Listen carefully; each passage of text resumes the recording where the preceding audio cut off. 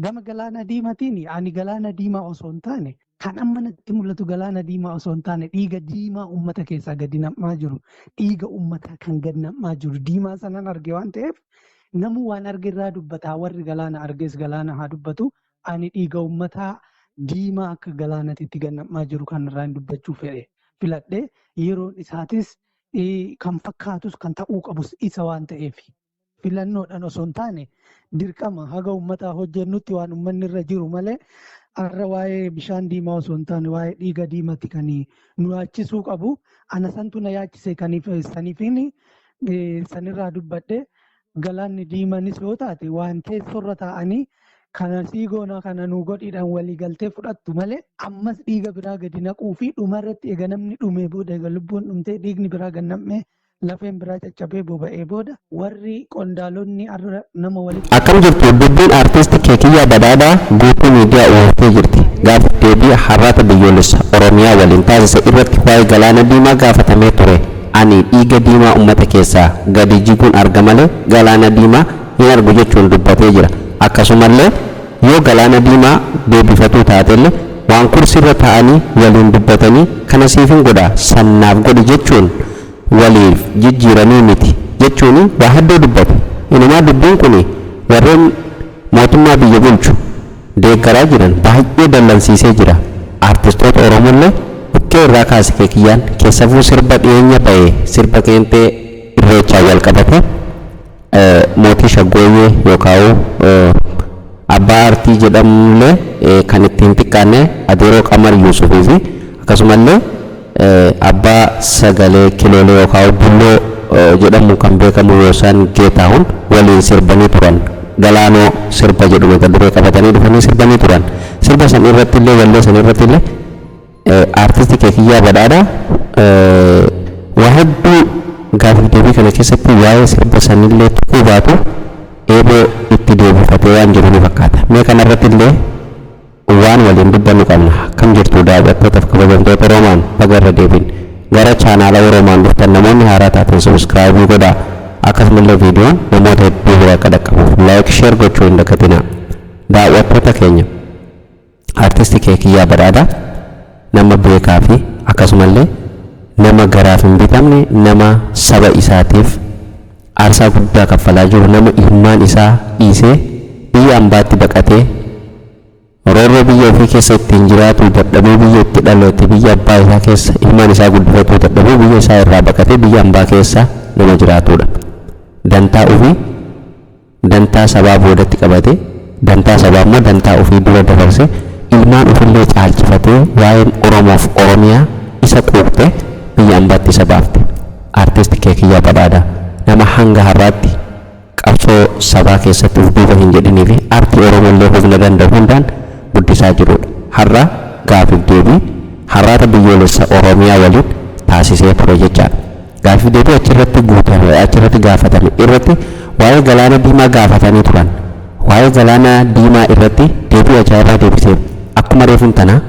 beeksisa viidiyoo jalqabaa irratti waliin dhaggeeffanne jechuudha. Ani waa'ee galaana diimaa dhiiga diimaa uummata keessaa gadi jiguun arge malee waa'ee galaana diimaa nagara jechuun dubbii raajii dubbate dubbii ajaa'ibaa akka malee kan nama dinqu jechuudha. Kan irratti waan qopheeffannee ni qabna nulleen. Akkuma aartistii Keekiyyaa Badhaadhaa jedhee galaana diimaanii seeraanis Itoophiyaan akka malatti inuma fudhatti. Inuma argatti haa xiqqaattus haa guddattus inuma argatti yoo oduu ta'ee hafuu baate akkuma gaafa galaana waan Somaalilaandiin ulaa galaana Itoophiyaaf bante jedhaniituma oduu oofan akkas ta'uu baatte seeraanis inuma argatti jechuun bararraa miti galaanni diimaan kun warreen seenaa gaafa Mangistuu Hayilamaariyaam illee akkanumatti itti dhaaddatamaa ture. Seenaa galaa dhaggeeffachuu hin dandeenye viidiyoolee hedduutu jira baay'ee. Yeroo hedduu dhaaddatamaa tura garuu wanni sun galman geessu hundaafuu ofiinuu duuti maa ofuuti jedhanii galaanni diimallee ni deebi'a ni ilaalla hin deebi'u ni ilaalla bubbullee ilaalla hundaanuu garuu wanni aartistii Keekiyyaa Badhaadhaa jedhee 100% waan dhugaati. Because aarsaa guddaa akkuma dhiyoo tana viidiyoo isiniif hojjetee ture aarsaan guddaan kaffalameeti dhiiga gisee jedhu bar isinii galee dhiigni namaa egaa bar waan tokko argatuuf aarsaa si barbaachisa aarsaa kana kan kaffalure harka 100 keessaa waraanni mootummaa kun yoo guddate kuma 100 takka kuma 200 hin jiru kun guutuun duuba hangi kun duuba uummata miliyoona 60 Oromoon qoftinuu 60 ol sabaa sablammii Itoophiyaa keessa jiru immoo nama dhaabbataa jirudha. Kana biraan kun qofti lola achirratti ta'u aarsaa san hunda kaffalee biyya hoo akkam godhee eenyutti dhiisee aarsaa san hunda kaffalee deebisuu danda'a. Kana kan kaffalu hawaasuma akkuma Kiyyaa Badhaadhaa jedhe artist Kiyyaa Badhaadhaa jedhe kan kaffalu aarsaa kana hunda kan kaffalu uummata jechaadha. Uummanni hamma danda'ame hundaan jechuudha qabsooni godha mootummaanis duuba jetee uummata dhiiba qaamni seeraatis duuba jetee uummata itti dhiiba ilmaanuma hiyyeessaatu itti dhuma kan hubadhaa lola gaafa kaabaatiin garaagarummaa tokko hin qabu hubadhaa ilmaanuma hiyyeessaati kan itti dhumu jechuudha dhiigni namaa eega dhangala'ee si galee eega aarsaan guddaan kaffalame boodaan yoo argamellee argamuu danda'a jechuudha qabsoo yeroo dheertuutii fi qabsoo cimtuu godhamte boodaan aarsaa guddaa boodanii jechuudha kanaaf walumaa galatti silaa danda'ame garuma seeraatiin kuusi irra taa'anii mari'atanii osoo ta'e gaariidha dabalataan ammallee dubbiin artiist Kiyyaa Badhaadhaa dhama qabdi abbaa ilaaleef abbaa gattaa'ee ilaaleef abbaa ija qalbii qabdu waa ilaaleef dubbiin isaa dhama qabdi garbii nama fakkeenya namoonni hedduun bar yeedaloollee qofii yoo godhatanii walaloo namoota hedduutu barreessaaf namoota garagaraatu barreessaaf artistoota baay'ee artistoota buleeyyii har'a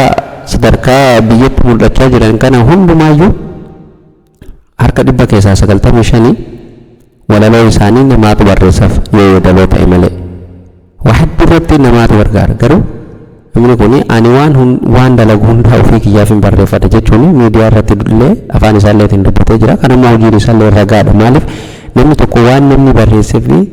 caalaa waan ofii barreessee akka malee miidhassee tolchee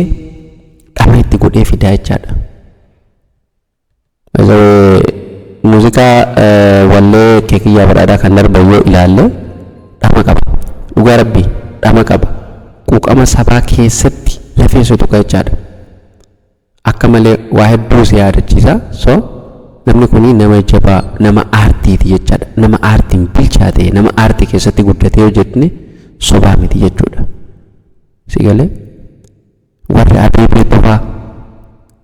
si galee warra Abeebee Tufaa amma muuziqaa gaafa sanii keen Abeebee Tufaa balbalti isaanii cufaadha jee sirbisan jechuudha dhiirri shiboodha marsee jedhee sirbi sun beekaa sirba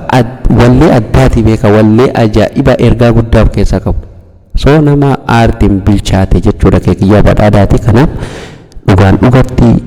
Galaana Diimaan aarsaa guddaa uummata keenya akka kabachiisullee shakkii tokko hin qabu Oromoo qofa osoo hin taane baay'ee Oromoon haa heddummaatu malee jechuun sababa mootummaa Oromoo ta'an gurra jiru waan jedhamuuf namoonni fakkeenya kutaa hunda keessaa barkan dhumu uummata Oromoo kana maaliif jedhaa mootummaa Oromooti kanaan gurra jiru biyyoota Oromooti jedhan si galee mootummaalleen humna guddaa eessaa qaba Oromiyaa keessaa qaba jechuudha naannoo Amaaraa fudhatte akkasitti qaamni seeratu gadi bu'ee uummata waraanatti dirquu hin danda'u Tigraay fudhatte akkasi kan milishaalleen gadi bu'ee hayyootallee uleemtumee uummatuma Oromiyaa keessa jiru kana Amaaraa ta'u Oromoo haa ta'u jechuudha sabaa sablammii Oromiyaa keessa jirtu jechuudha so kanaaf rabbi nagaa godhu hundaafuyyuu biyya keenya nagaa godhu artist Kiyyaa Badhaadhaa waan addaa dubbatee waan baay'ee mee dhuma irratti waa'ee sirba Galaanoo jedhu maaliif isin argisiise waan inni dubbate kanatu sirba kanaan wal qabata fakkeenyaaf sirba kana sirbee ture namoonni Galaana Diimaa jedhamee dubbatan namni hundi waan arge dubbataa jedhe kan Galaana Diimaa arge waa'ee Galaana Diimaa dubbatu jedhe aan Galaana Diimaa hin argine dhiiga diimaa uummata keessaa lafatti gadi jiguun argee jedhe kana jechuun amma dhiyeenya kana sirba Galaanoo jedhu Qamar Yusuf fi Sangeetaa waliin baasanii turan. Sirbi sun baay'ee jaallatamee ture uummata biratti illee keessatti warra deeggartoota mootummaa ta'anii akka malee gammachiisee miira addaatti dhageessee ture. Nulleen gammannee fi turre maaliif waan biyya keenya faarsu nama jaallanna. Garee namoota faallaa sanii mootummaan deeggarree arrabsoo adda addaatu deemaa ture. Amma haasaa gaafiif deebiin artisti Kiyyaa Badhaadhaa godhe kuni baay'ee sirba kanarratti illee ni fuulleffata. Dhibbaan dhibbatti illee beekatu sirba kana jechuun eeboo itti deebifate waan jiru ni fakkaata. Baay'ee rabbi nagaa buusu artistoota keenya gidduutti. Egaan daawwattootaaf kabajamtoota keenya har'a oduun gaggabaaboon keenya guyyaa guyyaan isiniif dhiyeessinu kanarraa asumarratti kan goolabamu ta'a jechuudha. Odeessaalee keenya guyyaa guyyaan qabannoo dhufuun akkasiin bira ga'u chaanaala Oromoo subscribe godhaa viidiyoon namoota hedduu bira akka dhaqqabuuf laayik sheer gochuu hin dagatina kanarraa goolabamee viidiyoo biraatiin ammoo itti deebinutti nagaa ta'a.